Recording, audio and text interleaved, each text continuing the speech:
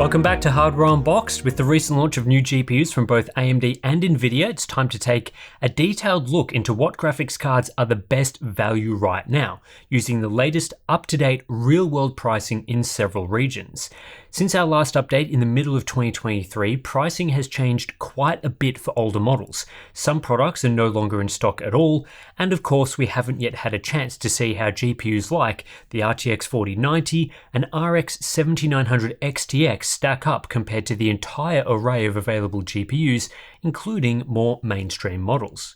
Compared to the middle of last year, I think we're in a much better position to be judging the value of GPUs and whether you should buy them right now, as we're 5 launches deep into a new generation and have a pretty good idea what they are offering at the high end. Throughout much of 2022, our recommendation was to just wait for pricing adjustments or new GPUs in the high-end market, with really only the lower segments being consistently worth buying. We'll find out whether that's still true in this video, but before we do, today's video is sponsored by Gigabyte and their Aorus and Aero RTX 30 series laptops. These excellent machines for gamers and creators are powered by up to an NVIDIA GeForce RTX 3080 Ti graphics card and up to Intel Core i9 processors. Gamers will be interested in the Aorus 17X featuring high-performance GeForce RTX graphics, support for DLSS and ray tracing, a super fast 360Hz display, and heaps of cooling power. For creators, check out the Aero 16 with its 4K OLED display, portable form factor, and efficient GeForce RTX GPU. There's plenty of other options in Gigabyte's lineup as well, so learn more via the links below. Today's video will be a cost per frame analysis based on the data Steve collected for the previous iteration of this video, updated to include new GPUs we didn't cover in that video. Like with the previous video, the 6 games we've chosen for this comparison were picked carefully from our 50 game sample to be generally representative of how each card performs. The games are Red Dead Redemption 2 using medium settings, Rainbow Six Siege using medium settings, Far Cry 6 medium, Hitman 3 medium, Dying Light 2 medium, and finally Shadow of the Tomb Raider at the high quality preset. I'm not going to go over each game individually, but rather use average data calculated using a geomean, which gives us a summary of the performance of each card, which we can then use for cost per frame. The reason why we are using medium quality settings is so that we can both feature entry-level and high-end products on the same chart. Today's entry-level cards, think the RX 6500 XT, aren't exactly geared well towards gaming using high-quality settings, so medium is really the limit for those cards.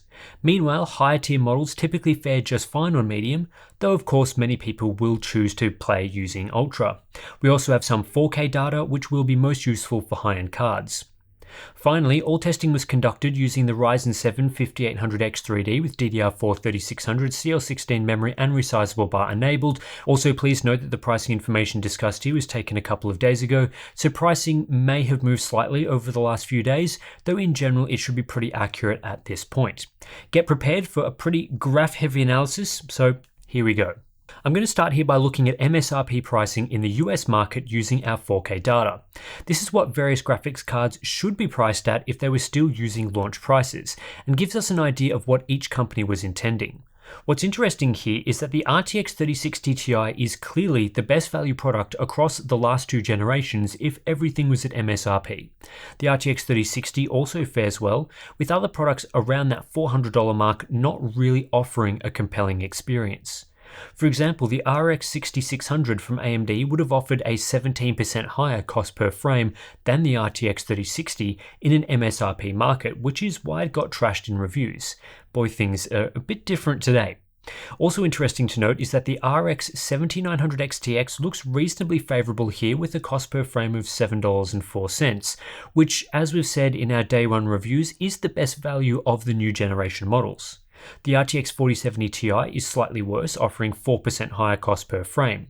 But the issue with these models is that the value isn't substantially better than last generation high-end models, and both cards could slot into the old product series. The 7900 XTX cost per frame is basically the same as the 6800 XT at MSRP, as it offers 51% more performance at a 54% higher price.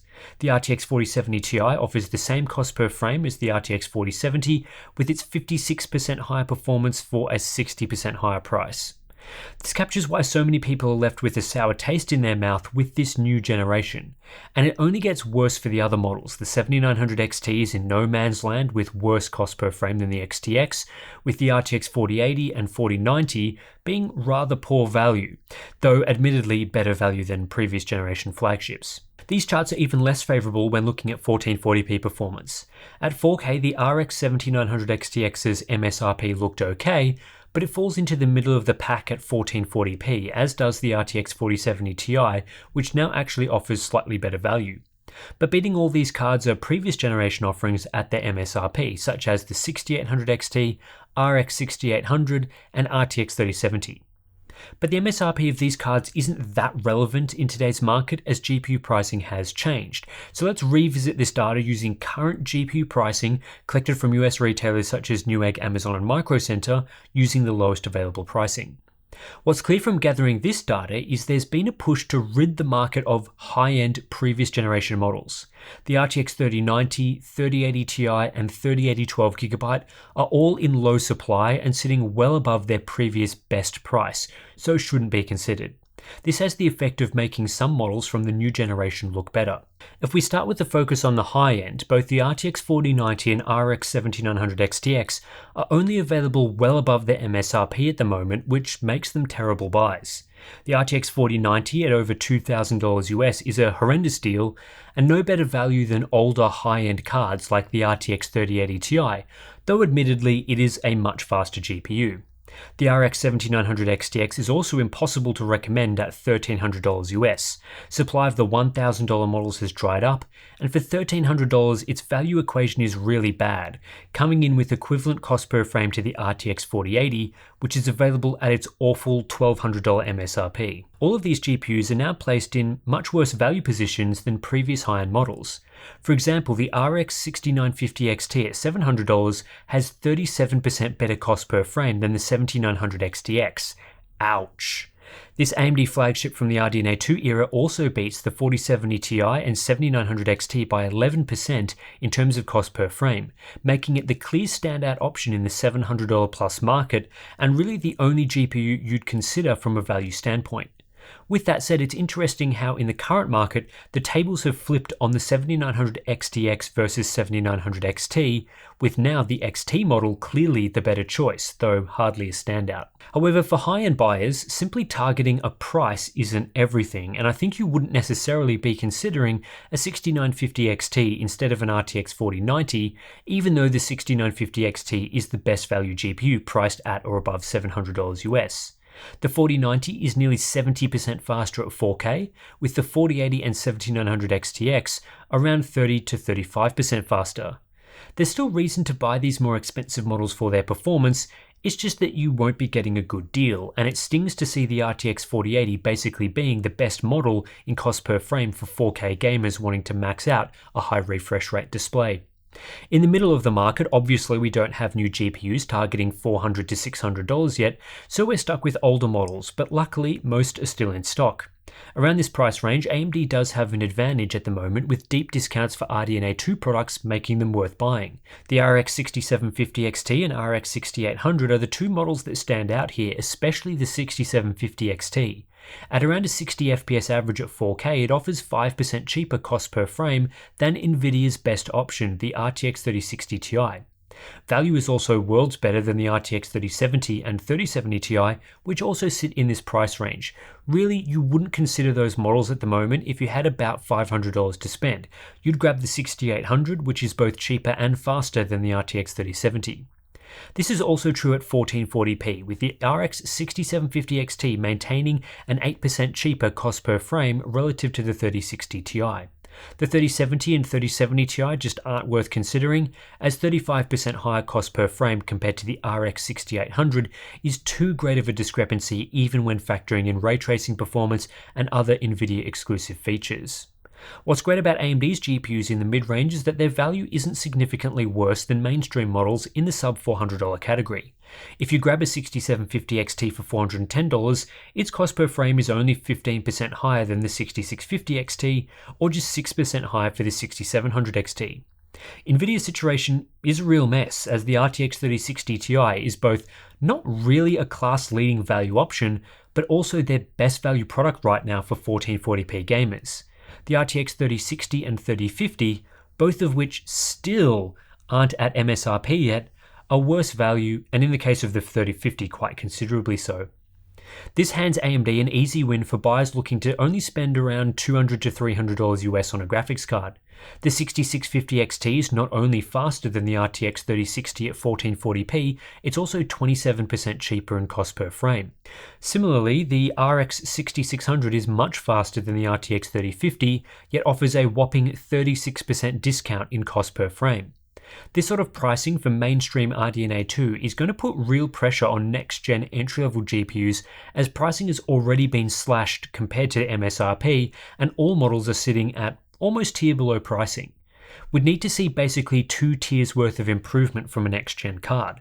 When briefly looking at 1080p, AMD is only able to extend their lead on Nvidia cards in terms of value, and really there's no Nvidia GPU worth considering at this resolution at any price at or below $500 US.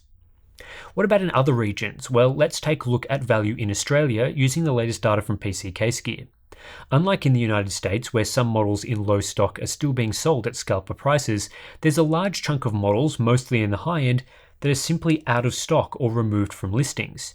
This includes most of the previous generation high-end from AMD and Nvidia, which does disrupt the high-end market, as you can no longer purchase a great value RX 6800 or 6800 XT. In Australia, looking at our 4K average data, the best value high-end GPU is the RX 7900 XTX from AMD. If you have well over $1,500 Aussie to spend, it's the card that makes the most sense, with superior cost per frame compared to the RX 6950 XT.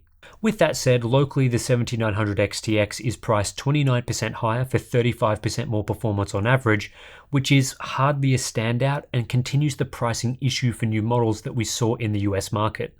The RTX 4080 and 4090 are generally poor value in Australia, failing to get near the RTX 3080 in cost per frame, which is the most reasonably priced previous generation high-end model that's actually still available. A step below the 7900 XTX in the high-end would be cards priced around $1,500 Aussie, which, like in the US, is the battle between the 7900 XT and RTX 4070 Ti.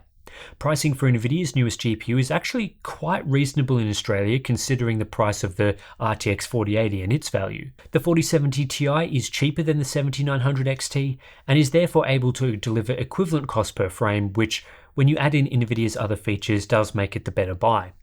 People looking for more of a mid-range GPU will find the standout value choice is the RX 6700 XT, which is pretty similar to what we saw in the United States. The 6700 XT offers 7% cheaper cost per frame than the 3060 Ti and an 18% discount on the RTX 3070 per frame, all of which perform in a similar tier. This lead is extended slightly if you are more interested in 1440p than 4K gaming. The Radeon option performs better relative to the GeForce options at this resolution. In Australia, AMD are also offering by far the best value models for entry-level and mainstream buyers. The 6650 XT dominates the 3060 by offering better performance at 1440p, but with an $80 discount, leading to a 19% cheaper cost per frame. The RTX 3050 locally is such horrific value, its position in the 1440p chart is embarrassing, coming in worse than the 7900 XT and around the mark of the RTX 3080 in value. 1080p gamers should also really only be considering AMD GPUs in the mainstream at this point. Over in Europe, the situation for value is pretty similar to other markets. High-end shoppers are faced with inflated pricing for the two models you'd probably be most considering, in the RTX 4090 and RX 7900 XTX, which are nowhere near MSRP at the moment. This hurts their value, and while the 7900 XTX is able to offer better cost per frame than the 4080 in Europe at the moment, a better situation than in the US, it's not as favourable for the Radeon card as in Australia, and overall offers pretty average value. The 7900 XT is a much better buy and comes in with slightly better cost per frame than the 4070 Ti for those looking at a high-end experience, but both are beaten by the 6950 XT, which delivers a 5% discount per frame than the 7900 XT.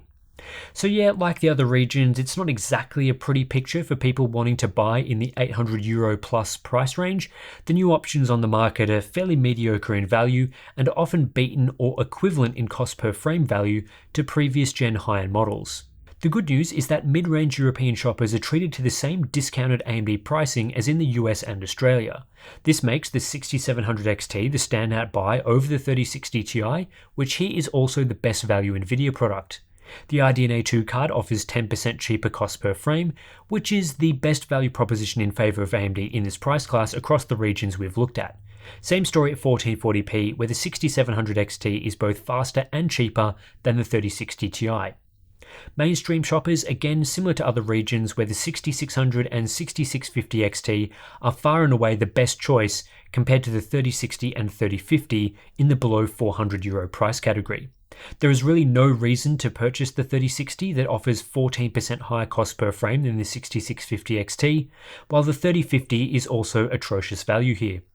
Across all of these markets, the pricing of the 3050 is honestly quite bizarre. It's just really bad. And yeah, the 6500 XT is often not particularly well priced either, but there's just something about the 3050 that has repelled good pricing since its launch. Even at 1080p, you just can't make a case for buying the 3050, even if you were interested in Nvidia's exclusive features and gave them fair consideration.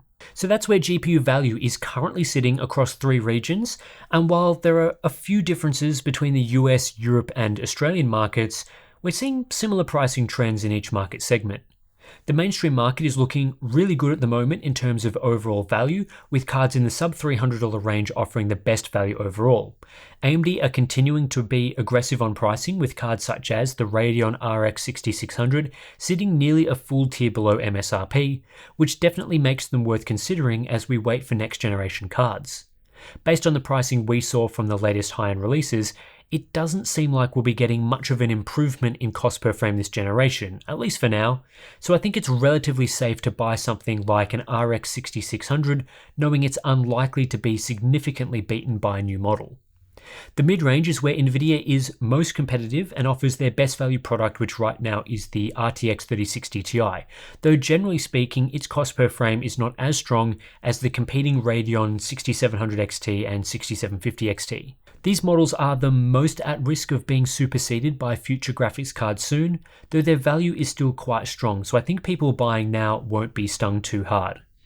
What does sting the most is the high-end landscape, which is, well, not great to say the least.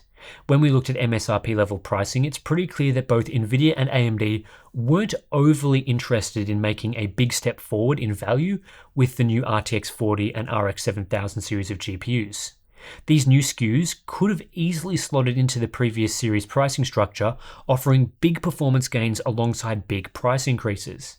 I think this goes a long way to explain why people haven't been excited by these new launches, and why models such as the 4070 Ti and 7900 XT are sitting on shelves with relatively low demand.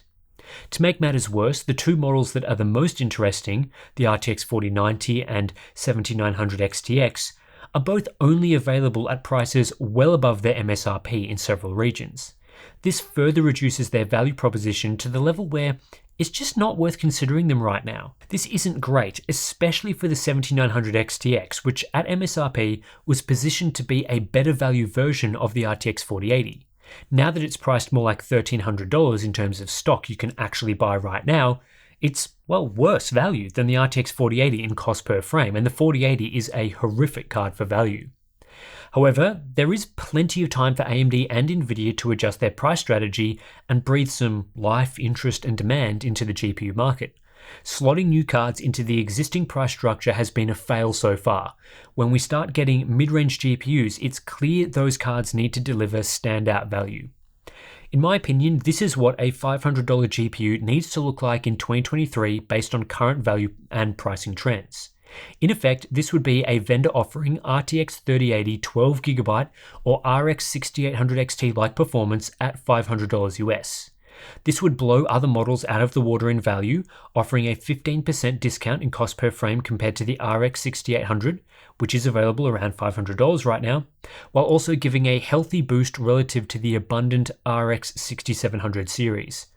I don't even think this is particularly unreasonable, given at launch the RTX 3070 offered a 27% discount in cost per frame relative to the similarly priced RTX 2070 Super, while also beating the RX 5700 XT in value by 16%. A lesser but still passable target for $500 performance would be the equivalent of the RTX 3080, offering a 10% discount per frame relative to the RX 6800. But it's questionable whether they would do that or the previous example when we look at an MSRP comparison.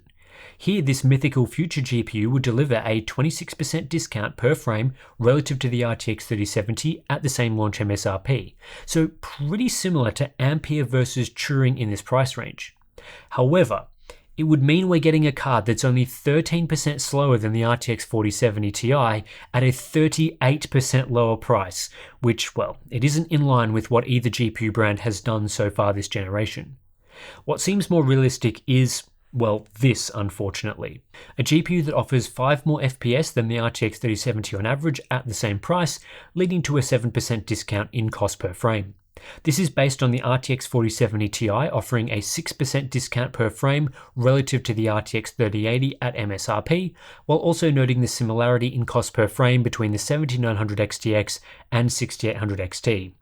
This sort of product would be better value than the RTX 3070 in the current market, but, well, hard to recommend overall, and the same sort of mediocre step forward we've seen so far this generation. Hopefully, fingers crossed, we don't see that sort of poor product come to fruition, but, well, I guess anything is possible these days based on the value we're seeing at the moment. Anyway, that's it for this cost per frame analysis. If you're interested in these sorts of videos, we will have our GPU pricing update video coming very shortly, where we look at pricing trends over the last few months, explore the used GPU market and all that sort of thing, so stay tuned for that. Also, if you want to support our independent testing and analysis, we do have our Patreon and Float Plan accounts, links in the description below. You get access to all sorts of cool bonus stuff like our Discord community, which loves talking about how garbage some of the latest GPU pricing has been. So thanks for watching. I'll catch you in the next one.